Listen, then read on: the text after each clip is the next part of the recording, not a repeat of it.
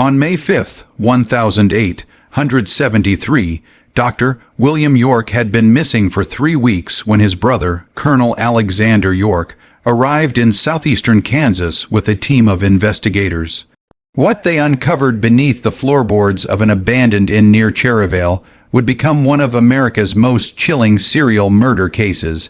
11 bodies were methodically buried in a makeshift graveyard behind a modest two-story building where travelers once sought refuge.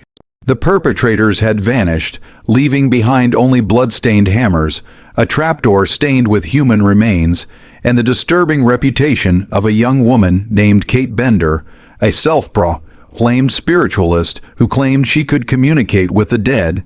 For over 2 decades, the Bender family had operated their deadly enterprise along one of Kansas Territory's busiest trails, with Kate as their most valuable asset. The question that haunted investigators then, and continues to perplex historians today, is how 4 people managed to murder at least 11 victims over more than 20 years without arousing serious suspicion from their community. The answer lies in the carefully constructed deception orchestrated by Kate Bender herself, a woman whose intelligence, charm, and ruthless cunning made her the perfect predator for America's untamed frontier. The Kansas Territory of the 1870s was a harsh, unforgiving landscape where survival often depended on the kindness of strangers. Southeastern Kansas, in particular, had become a crossroads for westward expansion, with the Osage Mission Trail serving as a vital artery for settlers, cattle drivers, and fortune seekers heading toward Colorado and California. This dusty, rutted road cut through endless miles of prairie grass, broken only by occasional groves of cottonwood trees along creek beds and the distant silhouettes of homesteads scattered across the horizon like lonely islands in an ocean of grassland. Small communities dotted the prairie every 20 to 30 miles, offering essential services to weary travelers, fresh horses, hot meals, and a roof over their heads for the night. These settlements typically consisted of little more than a general store, a blacksmith shop, perhaps a saloon, and a handful of modest dwellings clustered around a single dusty main street. The nearest doctor might be 50 miles away, the closest law enforcement officer even farther, and communication between settlements relied on occasional mail carriers and traveling merchants who might not pass through for weeks at a time.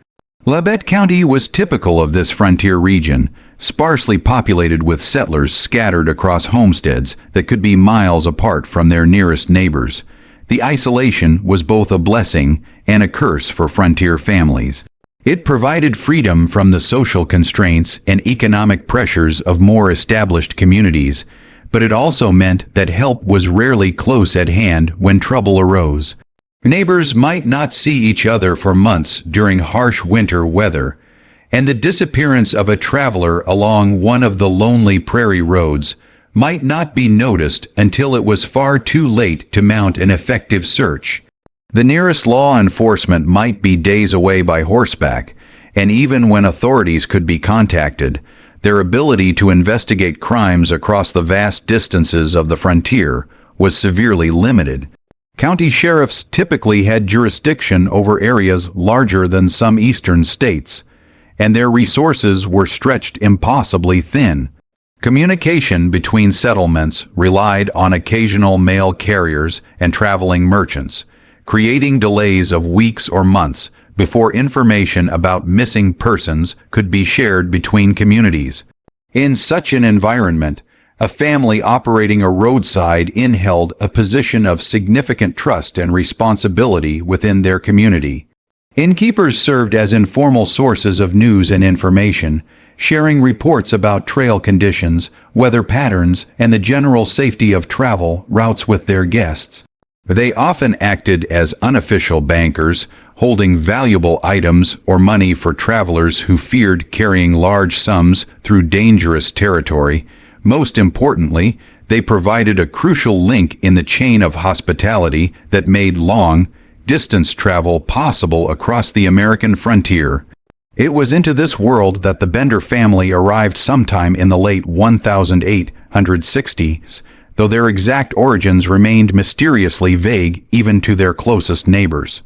John Bender, a man in his 60s, with a thick German accent and limited English, purchased a 160-acre homestead about 8 miles northeast of the growing town of Cherryvale.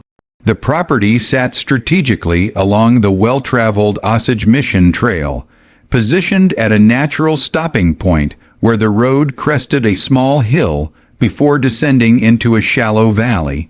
Travelers approaching from either direction could see the Bender house from miles away, its whitewashed walls and red roof standing out against the endless expanse of prairie grass.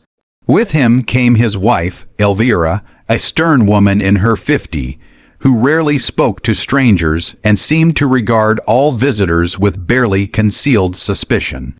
Local residents who attempted to engage her in conversation found her responses limited to grunts and nods, leading many to assume she spoke little or no English. Her demeanor was so consistently unfriendly that most travelers quickly learned to conduct their business directly with other family members, avoiding unnecessary interaction with the intimidating older woman. The Bender household also included 2 adult children, John Jr., a slow-witted man in his 20s who appeared to suffer from some form of mental impairment, and Kate, an attractive woman of about 24, who would become the face of their operation. John Jr. was physically powerful but seemed incapable of complex thought or conversation, often staring blankly at visitors while his sister conducted business. His primary responsibilities appeared to involve heavy labor around the property, and neighbors occasionally hired him for tasks requiring physical strength but little mental acuity. Kate Bender possessed qualities that made her uniquely suited for frontier hospitality, or so it seemed to the unsuspecting travelers who encountered her. Unlike her heavily accented father and taciturn mother, Kate spoke fluent English with only the slightest trace of a German accent, suggesting she had received considerably more education than was typical for immigrant families of their economic status. She was articulate, charming when she chose to be, and possessed a striking appearance that turned heads in their conservative rural community. Standing nearly 6 feet tall with dark hair that she wore in elaborate styles unusual for frontier women, and piercing blue eyes that seemed to look straight through those she encountered, Kate commanded attention wherever she went. But it was Kate's claimed spiritual abilities that truly set her apart from other innkeepers' daughters in the region. She advertised herself as a medium and healer, claiming she could communicate with the spirits of the deceased and provide herbal remedies for various ailments. In an era when spiritualism was gaining popularity across America, particularly among women grieving losses from the recent Civil War, Kate's services attracted visitors from considerable distances. Her reputation spread through word of mouth among travelers who would often make special detours to visit the Bender Inn, hoping to receive messages from departed loved ones or guidance about important decisions in their lives. The Bender home itself was a modest two-story structure, typical of frontier construction, but arranged in an unusual manner that would later prove significant to investigators. Built from locally quarried limestone with thick walls designed to provide protection from prairie storms and winter cold, the house appeared solid and welcoming to approaching travelers. The ground floor served multiple purposes. The front section operated as a general store where travelers could purchase supplies, ammunition, and provisions for their journeys, while the rear portion functioned as a dining room and temporary lodging area for overnight guests. A canvas wagon cover hung from the ceiling, dividing the main room and creating a sense of privacy between the store area and the family's living space. What made the Bender establishment particularly appealing to travelers was its reasonable prices and Kate's reputation for providing entertainment along with meals and lodging. She would regale guests with stories of her spiritual experiences, offer to read their fortunes using cards or palm reading techniques, or conduct elaborate seances for those seeking contact with deceased relatives. Many visitors left impressed by her apparent abilities and spread word of the remarkable young woman who could bridge the gap between the living and the dead. The family's business model seemed sound, and their reputation in the community was generally positive. Local residents regarded them as hard-working German immigrants making an honest living serving travelers, contributing to the economic development of their rapidly growing region. Kate, in particular, had cultivated relationships with several prominent local men, and there was frequent speculation about potential marriages. She attended social gatherings when invited, contributed to community discussions about establishing schools and churches in the rapidly growing area, and even participated in fundraising efforts for various civic improvements.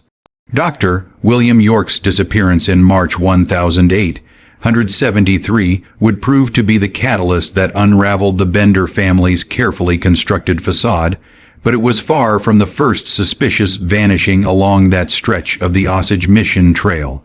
For several years, travelers had occasionally gone missing between townships, their disappearances attributed to the numerous dangers of frontier life, Indian raids that still occurred despite peace treaties, attacks by wild animals, including wolves and bears that roamed the prairie, encounters with bandits who preyed on isolated travelers, or simply losing their way in the vast expanse of grassland, where a wrong turn could lead to days of wandering without finding shelter or water. The frequency of such disappearances had actually increased over the previous 5 years, but this pattern went largely unnoticed because communication between far-flung communities was so poor and irregular. A merchant who failed to arrive at his destination might be presumed to have changed his travel plans or encountered weather delays. A family traveling to establish a new homestead might simply be assumed to have settled in a different location than originally intended.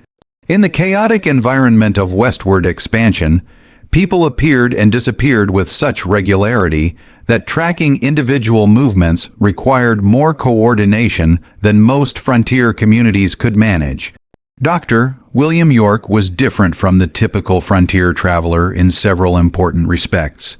As a respected physician practicing in Fort Scott, he maintained regular schedules and professional appointments that made his movements predictable and his absence quickly noticeable. He was also the brother of Colonel Alexander York, a prominent Kansas politician with the resources and connections necessary to mount a serious investigation when family members went missing. Most importantly, Dr. York carried himself with the confidence of an educated professional who was accustomed to being treated with respect, making him less likely to be intimidated by frontier dangers or to change his travel plans without good reason. Dr. York was traveling from Fort Scott to Independence when he stopped at the Bender Inn on the evening of March 9, 1873. Contemporary accounts describe him as a well-dressed man in his 40s, riding a fine horse and carrying leather saddlebags that clearly contained valuable medical instruments and supplies. As was his custom when traveling between settlements, he carried considerable money to purchase additional medical supplies and equipment that might not be available in smaller communities. Several witnesses had seen him at the inn that evening, engaged in animated conversation with Kate Bender about his destination and the purpose of his journey. The doctor had arrived at the Bender Inn just as the sun was setting, casting long shadows across the prairie and making further travel dangerous on the poorly marked trail. Kate had greeted him warmly, expressing interest in his medical practice and asking detailed questions about his work treating frontier families. she claimed to have some knowledge of herbal remedies and healing techniques, suggesting they might have much to discuss over dinner. Dr. York, who was known to enjoy intellectual conversation during his travels, seemed pleased to encounter someone with whom he could discuss his profession. During the evening meal, Kate had entertained Dr. York with stories of her spiritual experiences and offered to conduct a reading that might provide guidance about his future medical practice. According to later witness accounts, she had seemed particularly interested in learning about his travel schedule, asking whether he maintained regular routes between specific communities and how often his absence might be noticed if he failed to arrive at scheduled appointments. At the time, these questions seemed like natural conversation from a hostess interested in her guest's profession. The doctor never reached independence. When Dr. York failed to arrive at his scheduled appointments the following day, concern quickly spread among his colleagues and patients who depended on his medical services. Unlike the typical traveler whose absence might not be noticed for weeks, Dr. York's failure to appear for scheduled patient visits was immediately recognized as highly unusual behavior. Search parties were organized within hours, and inquiries were made at every inn, trading post, and settlement along his intended route. The Bender family reported that Dr. York had indeed stayed at their establishment, but had departed early the following morning, continuing westward toward his destination. They claimed he had seemed anxious to make up time after his late start and had refused their offers of breakfast, preferring to eat on the trail. Kate, in particular, seemed genuinely concerned about his welfare and offered to conduct a spiritual session to determine his fate, claiming her psychic abilities might reveal what had happened to the missing physician. During the seance held in the presence of several concerned community members who had joined the search effort, Kate claimed to receive messages from the spirit realm indicating that Dr. York had encountered danger somewhere west of their location. She spoke in an otherworldly voice that was dramatically different from her normal speaking tone, describing detailed visions of the doctor being attacked by hostile Indians or falling victim to bandits near the Colorado border. Her performance was so convincing and emotionally affecting that several witnesses were moved to tears, and it successfully deflected suspicion from the Bender family while redirecting search efforts toward more distant locations. But Dr. York's brother, Colonel Alexander York, was not easily satisfied by spiritual communications or second-hand accounts of his brother's supposed fate. A Civil War veteran with investigative experience gained during years of military service, the colonel arrived in Labette County with a team of associates determined to trace his brother's exact movements and uncover the truth about his disappearance. Their methodical, systematic approach would soon expose inconsistencies in the Bender family's account that raised increasingly disturbing questions. The colonel's investigation revealed that several other travelers had vanished along the same stretch of road over the past few years, though the disappearances had never been connected because they occurred in different seasons and involved people from various backgrounds. George Launcher, a German immigrant carrying his life savings in gold coins sewn into his clothing, had disappeared in 1871 while traveling to establish a new homestead. Ben Brown, a cattle driver with a substantial money belt containing payment for a large herd delivery, had vanished in 1872 after being seen at various stops along the Osage Mission Trail. Family named McCann, father, mother, and young daughter, had disappeared without a trace while traveling to Kansas from Iowa, their wagon and possessions never found despite extensive searches. In each case, the missing persons had last been seen at or near the Bender Inn, though this connection had not been recognized because the disappearances occurred months or years apart and were investigated by different local authorities who rarely shared information across county lines. When Colonel York compiled this information and presented it to local officials, a disturbing pattern became impossible to ignore. The investigation into Kate Bender's background revealed a complex web of deception that extended far beyond her family's roadside inn and suggested a criminal enterprise that had been operating across multiple states for years. As Colonel York and his team dug deeper into the Bender family's history, they uncovered evidence indicating that Kate's reputation as a spiritualist had been carefully cultivated as part of a larger criminal operation that may have claimed dozens of victims throughout the American frontier. Records from surrounding counties showed that a woman matching Kate's distinctive physical description and using variations of her name had operated similar spiritual consultation services in at least 3 different locations across Kansas and Missouri during the previous 5 years. In each case, she had established herself in communities along major travel routes, building a reputation for her alleged psychic abilities while maintaining connections to family members who operated hospitality businesses that catered to travelers carrying valuable goods or substantial amount of cash. In Parsons, Kansas, a woman calling herself Kate Gebhardt had conducted seances and offered herbal remedies from a small shop attached to a boarding house operated by her relatives between 1868 and 1870. Local newspaper archives contained multiple advertisements for her services, describing her as a gifted medium with extraordinary powers of spiritual communication and healing.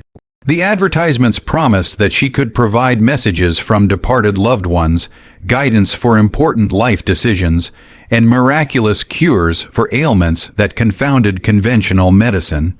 Several former residents remembered her as an attractive, well-spoken woman who had claimed to receive visions about the fates of missing persons in their area, often providing specific details that seemed to confirm her supernatural abilities. During her time in Parsons, Kate Gebhardt had attracted a devoted following of clients who credited her with providing comfort during times of grief and guidance during difficult periods in their lives. However, her stay in the community coincided with a troubling series of unexplained disappearances among travelers passing through the region. At least 4 individuals, all known to be carrying substantial amounts of money or valuable goods, had vanished without a trace while traveling routes that would have taken them past the boarding house where Kate operated. She had left town suddenly in the spring of 1870, claiming to have received a spiritual calling to travel westward, abandoning clients who had prepaid for future consultations. Similarly, in Chetopa, Kansas, a woman identified as Kate Muller had operated a fortune telling business from a boarding house run by her relatives between 1870 and 1871. Local residents remembered her as offering similar services to those she had provided in Parsons, but with an expanded repertoire that included palm reading, card interpretation, and elaborate spiritual ceremonies that drew participants from considerable distances. Her reputation for accuracy in predicting future events had attracted wealthy clients who were willing to pay substantial fees for private consultations. Again, her stay coincided with the mysterious vanishing of several visitors to the area, including a wealthy cattle buyer named James Patterson, who had been known to carry large sums of cash for purchasing livestock. Patterson had been seen entering the boarding house for a spiritual consultation on the evening before his planned departure, but had never emerged. When concerned associates investigated the following day, they were told that Patterson had received an urgent spiritual message directing him to travel immediately to Colorado, where he would find exceptional business opportunities. Kate Muller had disappeared from Chetopa that same night, leaving behind only a note claiming she had received a divine vision calling her to establish a spiritual mission in western Kansas. These discoveries painted a picture of Kate Bender as potentially the most dangerous member of what appeared to be a highly mobile criminal family that had been operating across the frontier for years. Rather than establishing a permanent base of operations, they seemed to have moved systematically from location to location, setting up temporary enterprises that allowed them to identify and eliminate wealthy targets before moving on when suspicion grew too intense or local authorities began asking uncomfortable questions. Kate's role as a spiritualist provided the perfect cover for gathering detailed intelligence about potential victims while maintaining the trust and respect of the communities where her family operated. Her alleged psychic abilities gave her a plausible reason to ask personal questions about her clients' financial circumstances, family situations, and travel plans. The intimate nature of spiritual consultations created an environment where people felt compelled to share private information that could be used to determine their suitability as victims. More disturbing was the evidence suggesting that Kate's spiritual performances were sophisticated psychological manipulations designed to identify and isolate victims while building her reputation as a legitimate psychic medium. Former clients who had survived encounters with her described a consistent pattern of questioning disguised as spiritual communication. She would claim to receive messages from deceased relatives that contained specific requests for information about the living person's current circumstances, future plans, and financial resources. The investigation also revealed that Kate had studied the techniques of professional mentalists and spiritualists who toured the frontier circuit, learning the tricks of cold reading, seance manipulation, and psychological suggestion that allowed her to convince clients she possessed genuine supernatural abilities. She possessed an extensive library of books on spiritualism, mentalism, and herbal medicine that she had apparently studied intensively to perfect her deceptive skills. Rather than possessing genuine psychic abilities, she had spent years developing the knowledge and techniques necessary to convince others that she could communicate with the dead. Most chilling was the discovery that Kate had maintained detailed records of her clients and their spiritual sessions, information that she used to select suitable victims and plan their murders. These records, found hidden in a secret compartment built into the wall of her bedroom, contained personal information about dozens of individuals, including detailed notes about their financial circumstances, family situations, travel patterns, and psychological vulnerabilities that could be exploited during the killing process. Many of the names in her notes corresponded to missing persons reported throughout Kansas and Missouri during the previous decade, suggesting that the Bender family's criminal activities extended far beyond their current location and had been ongoing for much longer than anyone had previously suspected. The records also contained detailed descriptions of murder methods, disposal techniques, and strategies for avoiding detection that indicated a level of criminal sophistication rarely seen on the American frontier. As the scope of Kate's deception became clear, Colonel York realized they were dealing with something far more sinister than a single instance of highway robbery that had escalated to violence. The Bender family appeared to be part of a sophisticated criminal network that had been systematically preying on travelers throughout the frontier region for years, with Kate serving as the primary recruiter who identified suitable victims and orchestrated their elimination. The tension in Labette County reached a breaking point when Colonel York announced his intention to conduct a thorough search of the Bender property, backed by legal authority from the territorial government and supported by a growing number of local residents who had become convinced of the family's guilt.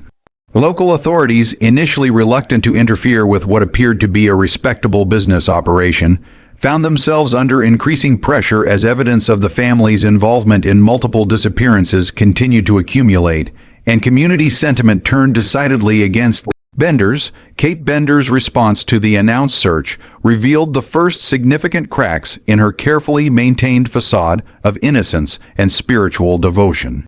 Rather than welcoming the opportunity to clear her family's name and demonstrate their innocence, she became visibly agitated and began making increasingly desperate and contradictory claims about spiritual interference and otherworldly threats.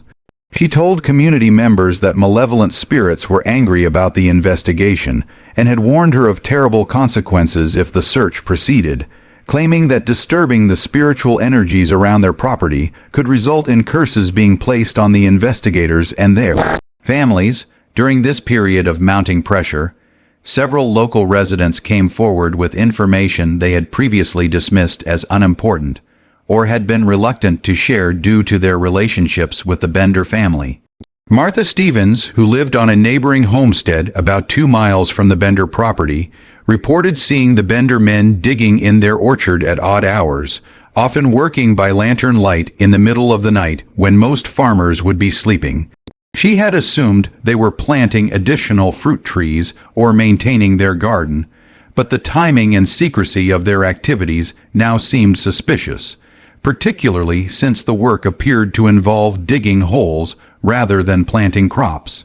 Samuel Rogers, a traveling merchant who had stayed at the Bender Inn multiple times over the previous 2 years, described Kate's increasingly unusual behavior during his visits and her persistent interest in his cargo and financial arrangements. She had asked detailed questions about his business dealings, trade routes, and the valuable goods he transported, often pressing for information about which items were most profitable and where he obtained his merchandise. During his most recent stay, he had awakened in the middle of the night to find her standing over his belongings in the sleeping area, but she had quickly claimed she was checking to ensure his possessions were secure from theft by other travelers. Most disturbing was the testimony of Thomas McBain, a local farmer who had occasionally hired John Bender Jr. for heavy labor on his property and had been disturbed by several comments the young man had made during their work together.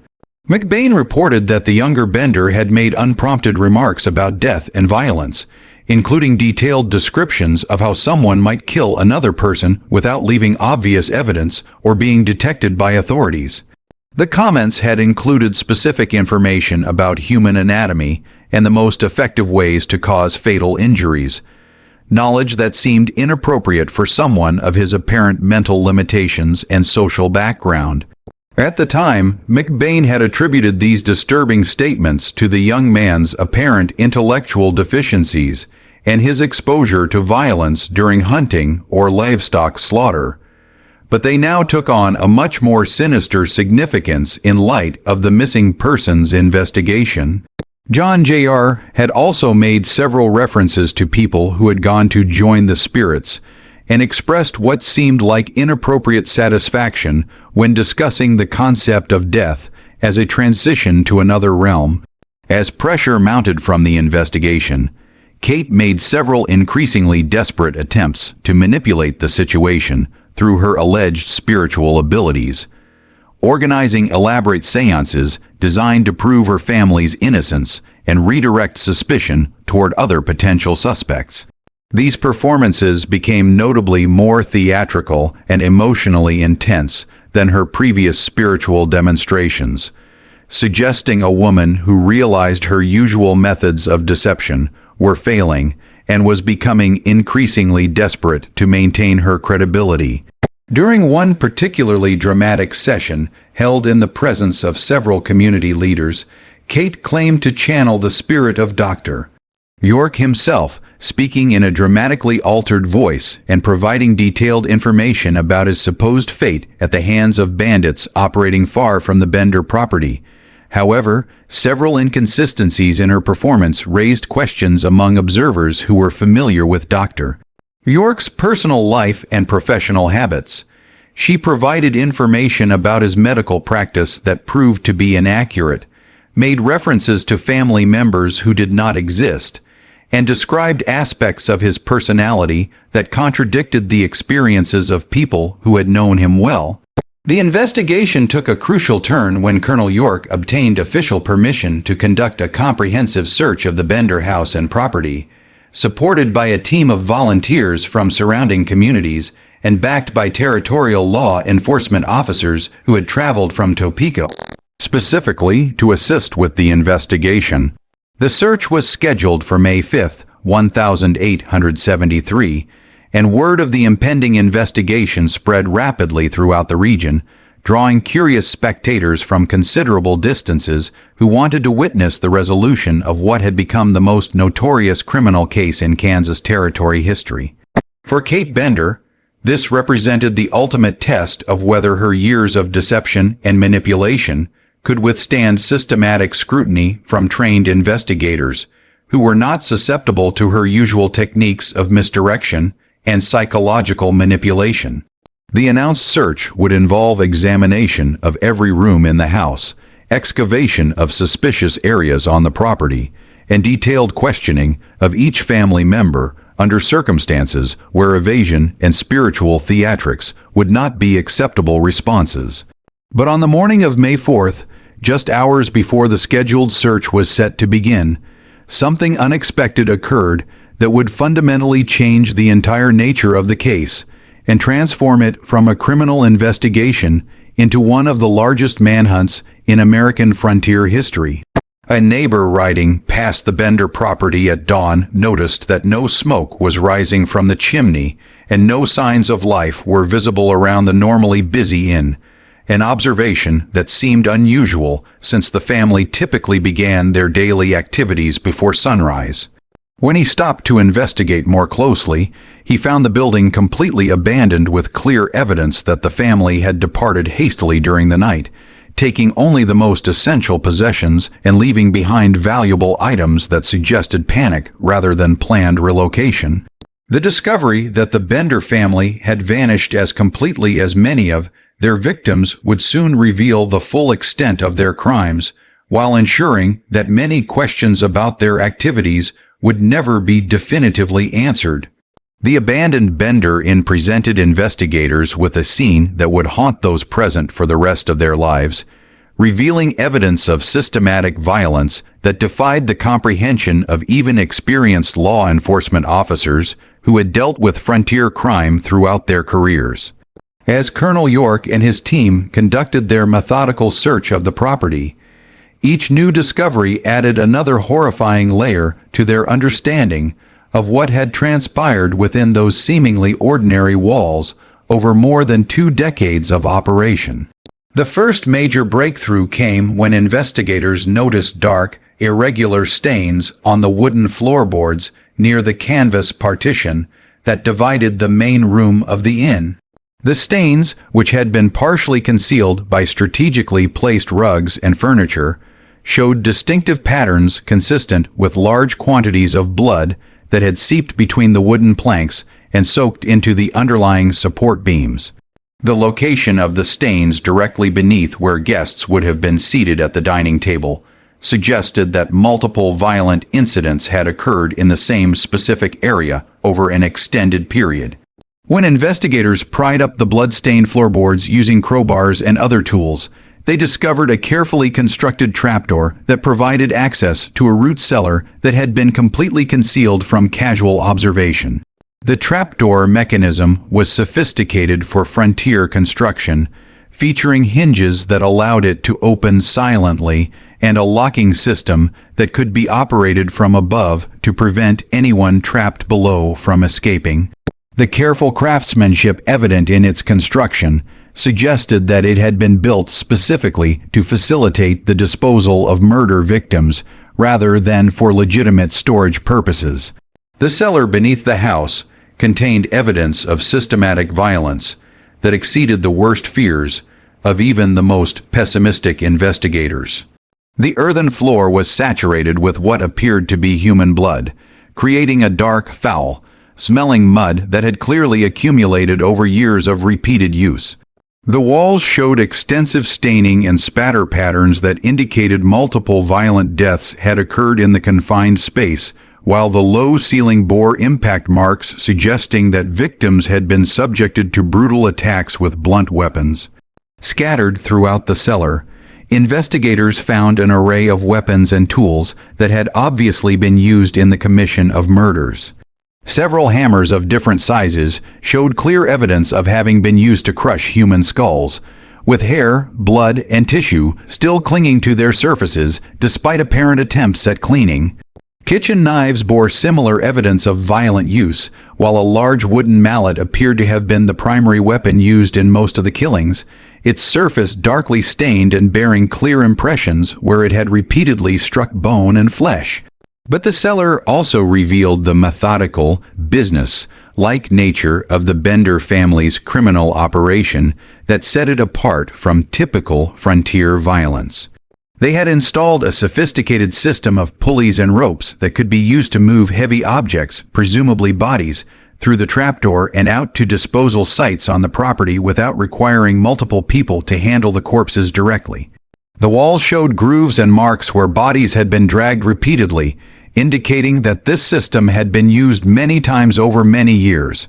Most disturbing was the evidence that the space had been designed and modified specifically for its grisly purpose, rather than being adapted from an existing root cellar. The dimensions were wrong for food storage. The floor had been deliberately sloped to facilitate drainage of blood and other fluids, and ventilation had been carefully planned to prevent the accumulation of odors that might alert guests in the rooms above. Every aspect of the underground chamber demonstrated that it had been constructed by people who understood exactly how it would be used and had taken steps to maximize its efficiency for murder and body disposal. As the investigation moved outside, the full scope of the horror became apparent when systematic probing of the soil revealed that the orchard behind the house was actually an elaborate burial ground where victims had been interred over years of systematic killing. The fruit trees, which had appeared to be a normal agricultural feature to casual observers, had been planted specifically to conceal grave sites and provide a plausible explanation for regularly disturbed soil throughout the area. The first body was discovered on the afternoon of May 5th, buried approximately 3 feet beneath a young apple tree that showed signs of recent planting. Dr. William York had been killed by massive blunt force trauma to the skull, with multiple fractures consistent with being struck repeatedly by a heavy object like the mallet found in the cellar. His personal effects, including his medical bag and a considerable sum of money he had been known to carry, were missing, but his body had been left fully clothed and showed no signs of being moved significant distances after death. The discovery of Dr. York's remains provided definitive proof that the Bender family had been responsible for his murder, but it also raised disturbing questions about how many other victims might be buried on the property. Systematic excavation of the orchard area revealed evidence of multiple grave sites, each carefully concealed but marked by subtle changes in vegetation and soil composition that indicated the presence of decomposing organic matter beneath the surface. Over the following days, 10 more bodies were recovered from the makeshift cemetery, each telling a story of premeditated murder and robbery that demonstrated the calculating nature of the Bender family's criminal enterprise. The victims ranged in age from a young child to elderly travelers, suggesting that the family had been completely indiscriminate in their selection of targets, choosing victims based solely on their perceived wealth and the likelihood that their disappearances would go unnoticed for extended periods. What united all the adult victims was evidence that they had been killed by massive blunt force trauma to the head, apparently while seated at the dinner table in the main room of the inn. The angle and pattern of the injuries suggested that the victims had been struck from behind while facing forward, indicating they had been completely unaware of their danger until the moment of attack. The positioning of the wounds was remarkably consistent, suggesting that the killer had developed a systematic method for dispatching victims efficiently and with minimal struggle. The physical evidence suggested a horrifying routine that had been refined over years of practice and dozens of murders. Victims would be seated at the dining table with their backs to the canvas partition, placing them directly above the trapdoor to the cellar where their bodies would eventually be disposed. Kate would engage them in conversation, often conducting impromptu spiritual readings or fortune telling sessions that kept their attention focused on her while positioning them precisely where they needed to be for the attack. The discovery that shook even experienced investigators to their core came when they uncovered the remains of 10-year-old Marion McCann, buried separately from her parents in a shallow grave near the vegetable garden behind the Bender house. Unlike the adult victims who had been killed by blunt force trauma to the skull, the examination of the child's remains revealed that she had been buried alive, conscious, and struggling in what represented perhaps the most horrific aspect of the Bender family's crimes. Positioning of Marion's small body within the grave told a story of unimaginable terror and suffering. Her arms were positioned above her head with her fingers extended, and forensic examination revealed that her fingernails contained soil and organic matter, clear evidence that she had attempted to claw her way out of the grave after being buried. The condition of the soil above her burial site showed signs of disturbance that indicated she had continued struggling for some time after being interred, probably suffocating slowly over a period of minutes or hours while trapped beneath several feet of earth. This finding transformed the investigation from a case of robbery and murder into something far more sinister that challenged the understanding of even experienced law enforcement officers who had dealt with frontier violence throughout their careers. The systematic killing of entire families, including children who posed no threat and carried no valuable possessions, demonstrated a level of callousness and cruelty that defied rational explanation. But it was the evidence surrounding little Marion's death that revealed the true psychological depths of Kate Bender's depravity and her role as the mastermind behind the family's criminal activities. Among Kate's personal effects, abandoned in her hasty flight, investigators found a detailed diary that contained entries describing the murders in chilling detail and providing unprecedented insight into the mind of a serial killer.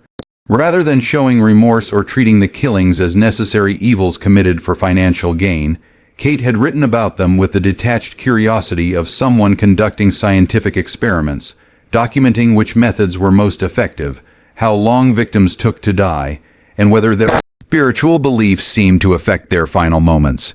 The diary entries revealed that Kate had convinced herself she was performing a valuable service by helping her victims transition to the spirit realm more efficiently than they could accomplish through natural death. She wrote extensively about communications she claimed to receive from the deceased after their murders, describing detailed conversations in which the spirits supposedly thanked her for facilitating their deaths and assured her that they were at peace in the afterlife. These elaborate delusions had apparently allowed her to rationalize the murders as acts of spiritual mercy rather than crimes motivated by greed and callous disregard for human life. But the most disturbing entries in Kate's diary dealt with her experiments in what she called spiritual acceleration, her systematic attempts to determine whether certain individuals possessed souls that were more readily released from their physical bodies through violent death. She had tested various methods of killing different types of victims, and even different times of day to see if these factors affected her ability to communicate with the deceased afterward. Her notes described the murders of entire families as particularly valuable experiments, since they allowed her to compare the spiritual responses of victims of different ages and backgrounds who died under similar circumstances. The diary also revealed that Kate had been planning to expand their criminal operation beyond their Kansas location, envisioning a network of spiritualist mediums who could identify suitable victims while their associates carried out the actual murders. She had been corresponding with individuals in Colorado and California who might serve as partners in establishing similar enterprises along other major travel routes, describing detailed plans for creating what would have amounted to the first organized crime network in American history. Her vision extended to creating a systematic method for identifying wealthy travelers throughout the frontier region, using spiritual consultations as a cover for gathering intelligence about potential victims, while building the kind of reputation that would deflect suspicion from the actual criminal activities. The scope of her ambitions suggested that the murders at the Bender Inn represented only the beginning of what she hoped to accomplish through the systematic exploitation of frontier hospitality customs.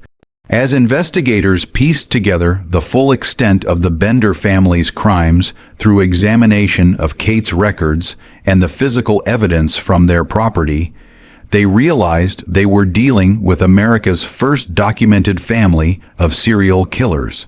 The systematic nature of their operation, the careful planning involved in each murder, and the sophisticated methods used to avoid detection demonstrated a level of criminal organization previously unknown on the American frontier.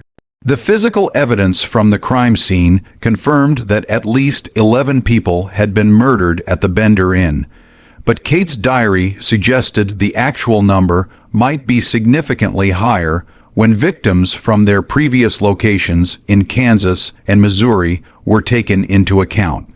She made cryptic references to spiritual consultations that had ended in death rather than communication with the deceased, and maintained lists of names that corresponded to missing persons reports from throughout the region during the previous decade.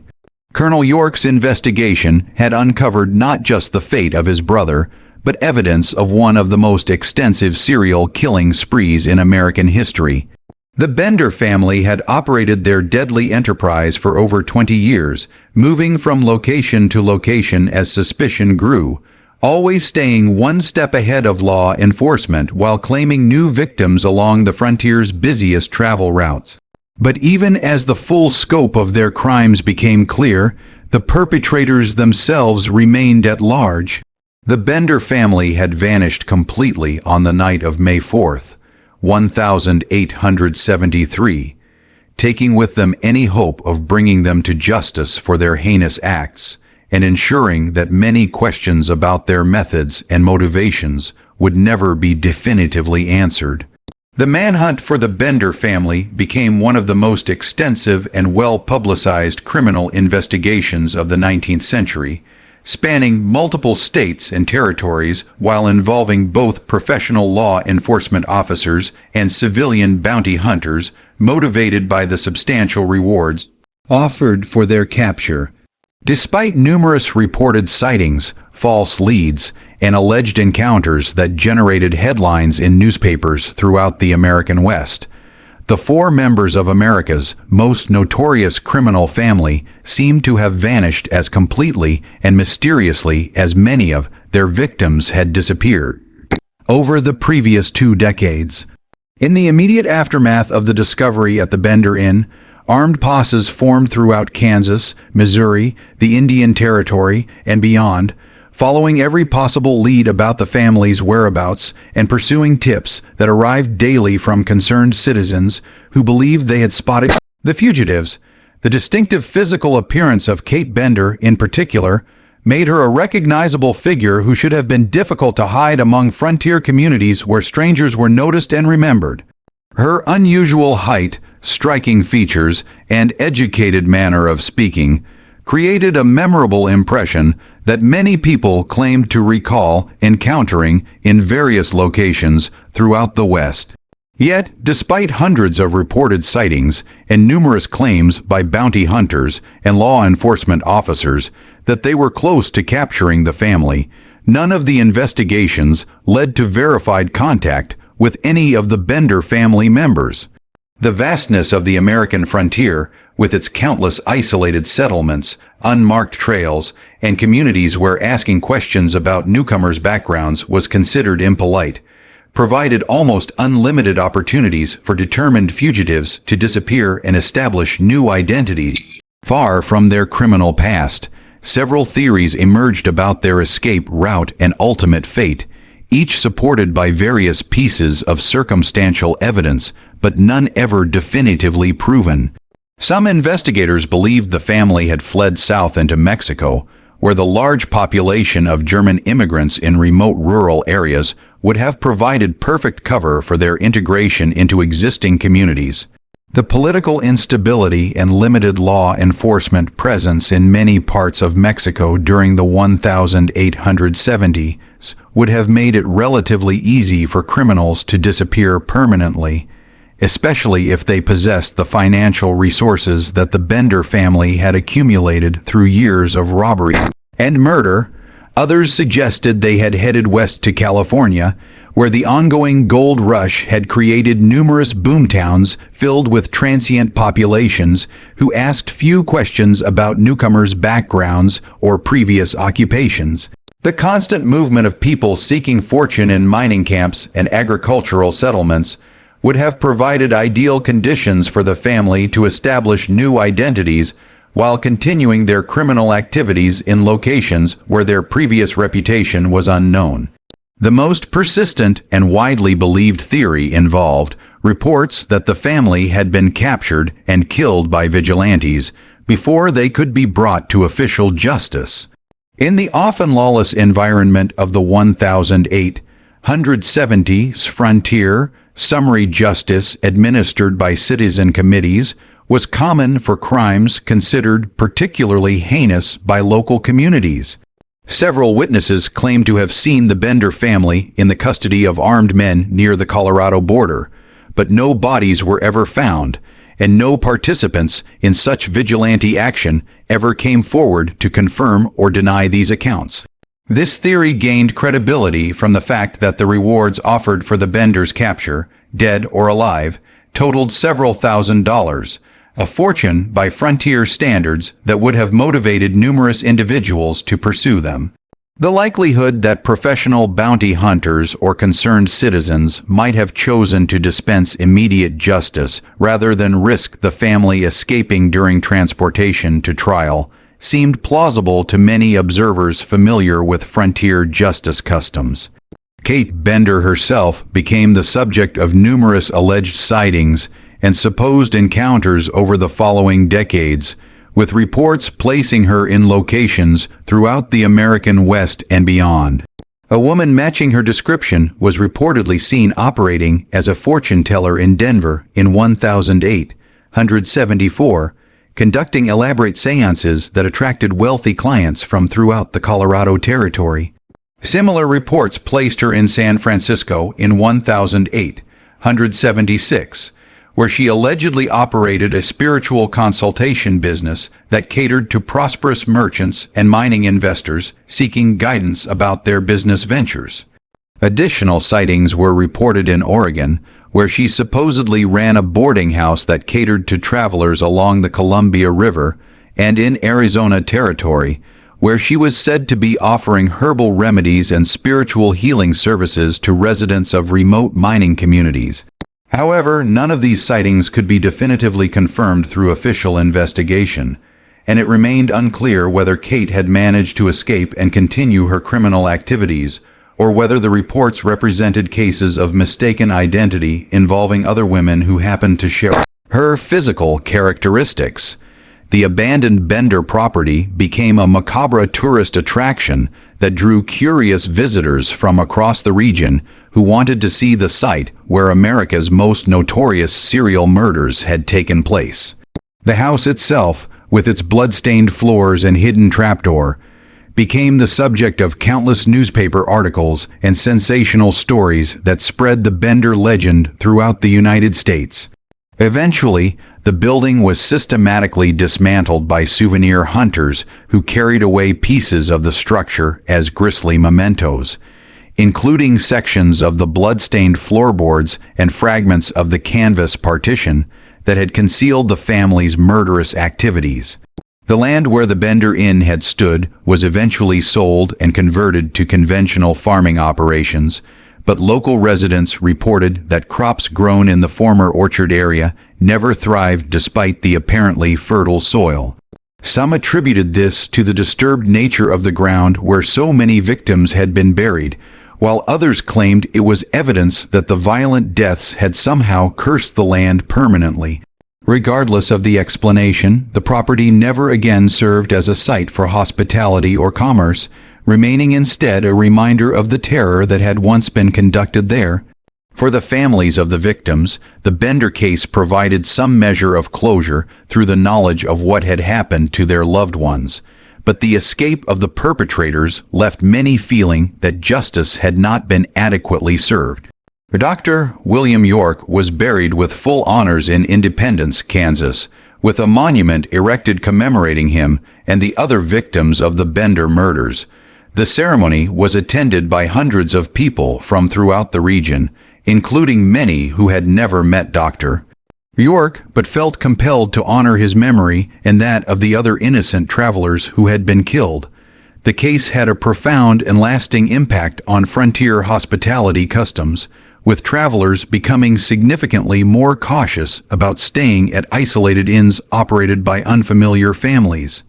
The Bender murders demonstrated that the traditional trust extended to strangers on the frontier could be exploited by those with criminal intentions, leading to fundamental changes in how communities monitored suspicious activities and investigated unexplained disappearances.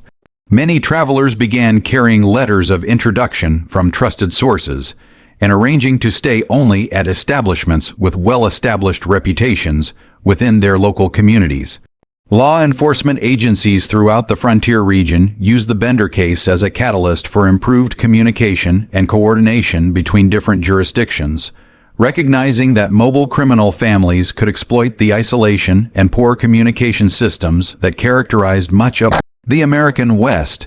The investigation had revealed how the family had operated across multiple counties and states for years without detection, highlighting the urgent need for better information sharing between local authorities and more systematic tracking of missing persons reports. The psychological aspects of the case, particularly Kate Bender's use of spiritualism as a tool for identifying and manipulating victims, influenced the development of early criminal profiling techniques and contributed to law enforcement's understanding of how serial killers operated. Her diary provided unprecedented insight into the mindset of someone who had committed multiple murders over an extended period, revealing how she had rationalized her crimes through elaborate delusional beliefs while maintaining the outward appearance of a respectable and even admirable member of society. Perhaps most disturbing was the realization that the Bender family's crimes might never have been discovered if not for Dr. York's prominent family connections and his brother's determination to investigate his disappearance thoroughly. The systematic nature of their operation and their demonstrated skill at avoiding detection for over 20 years suggested that similar crimes might have been occurring at other locations throughout the frontier region without ever being recognized as connected murders rather than isolated disappearances. The Bender case serves as a chilling reminder that evil can hide behind the most mundane and even appealing facades, and that those who present themselves as helpers, healers, and spiritual guides may sometimes harbor the darkest and most destructive intentions. Kate Bender's ability to gain the complete trust of her victims through her supposed spiritual gifts demonstrates how predators can exploit fundamental human needs for comfort, guidance, and connection with lost loved ones to facilitate acts of unspeakable violence. This mystery shows us that the American frontier, for all its promise of freedom, opportunity, and new beginnings, also provided unprecedented opportunities for those willing to prey upon the trust and vulnerability of their fellow travelers. The isolation that offered independence from social constraints also created conditions where systematic criminal activity could continue for decades without detection.